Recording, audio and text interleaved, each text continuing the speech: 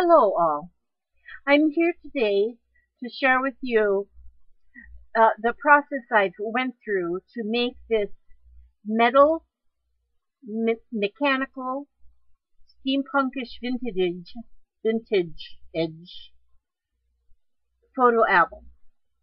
I made a memory. I made a. I'm old and my head doesn't work good with the words. But anyway, I made an art journal. That's what I made for this one lady friend of mine, and it was for her husband to keep record of his bartering business. He likes to buy and sell and remake things and barter them and trade them and give them away or whatever. And he wanted to keep journal of those things. And so now she wants to give him a photo journal, something larger that she can put photos in as like a photo album. And so this is what I come up with for her. It's going to match the other one that I sent. This is done with metal findings, just very little craft store stuff. It's metal things that I find and that I put together. I first started this book with 2 pages, 2 sheets of bookboard. Bookboard is like a heavy chipboard, but it makes a very strong board. But I don't go to buy my bookboard at the bookboard store.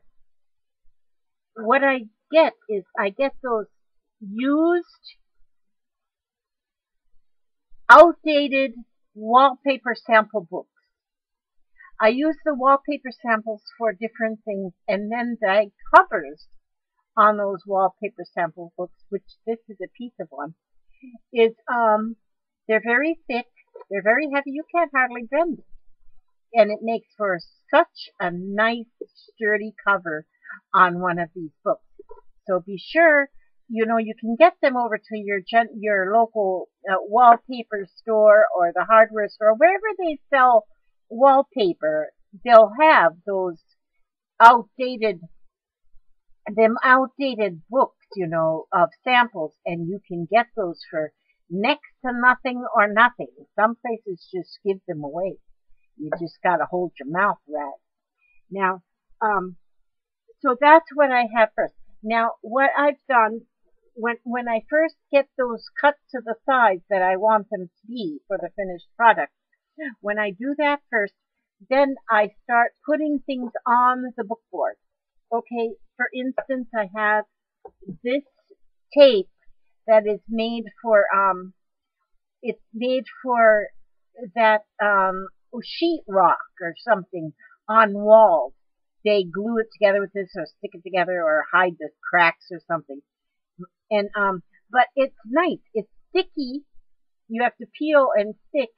And it's got the little holes in there, which makes a very nice texture. You can use this on so many different things. Okay, and then also, I use this also for texture. This is almost the same thing, but this is punchinello, which is a metal. It also has all them little holes in there, and that again makes nice texture. What this is, I call it punchinello. Some companies call it punchinello. What it is waste from when they make sequins. Waste, and it's nice. Yeah, that's nice. And then whoops. And then I have this too. Now this also comes from the hardware store. Love them hardware stores, I'm telling you. This here is another type of drywall tape or something, and that they use there for the waste. They waste drywall, and but it's better used in crafts, and it is self-sticking as well. Yep, I put it on there too, because I like the texture. I'm going to turn this around to the back now so you can see.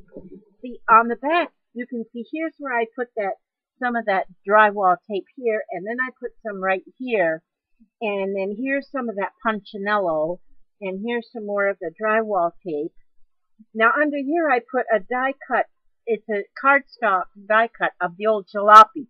That's Tim Holtz die there, and I cut that and I put that right in there on the chip on the book board, and then I have a couple of gears here. Those are also cut, with a die cut. That's a Tim Holtz kind of a doodad, and I put them on there first. Okay, then I that's all laying down nicely, and I cover the whole thing. Then I just um take the silver tape. This is it, silver tape. And I take that, I put it this way and that way and this way and the other way and all until it's completely covered up. Once it's completely covered up with that tape, then I start, well, I got like, this is like a little rolling thing, and you can push and roll and roll and roll and get that tape down tight to the book board. And then I have tools like these. These are these I don't remember where I got these. I don't remember the company name, but these are nice because see, this one here's got like tractor treads almost on it. So when you drive that along this metal, it leaves that indentation of like tractor treads. Now it's nice to put those like along, especially along seams, like where the seams are in your tape. And and then these are a couple more. They just have different wheels on them, so you can have try different things. And then sometimes I just make my own tools. This is just a bunch of pieces of wire, and I tape them all together because then I use that also for pouncing. Because sometimes I just want them that look of just pouncing spots. Yeah. And so, oh, then I use this as well. This is, what do they call this? They call this, now that word leaves me again, but, it's, I use that in artist work but anyway, I take that and I can go, now I can take that and I can go around these pieces that I have put on there so I can get a nice crisp edge going on there. But then I also use like this is an embossing tool right here. Now you can take that embossing tool. Now I use that and I go through every one of those little holes like this. Every one, and on the tape. Now that's a little bit time consuming, but what an awesome effect you get from that. And so I do that all around. And then I use some stencils to make some other designs. I might put in some words. I put some words here and I do all of that. Okay, then when I've got all that far, then I use this black. This is black Liquitex Basics. It's just an acrylic paint. I take that and I squish it on there, and then I put on those kind of gloves, like doctors wear so they don't get germs. And I put that all over the top till it's all black. Then when it's all black with that paint, I let that sit there for a minute or two. It kind of dries up a little. Then I take a rag or paper towel or old pair of underwear, I don't know what. Just wipe all that black off of there.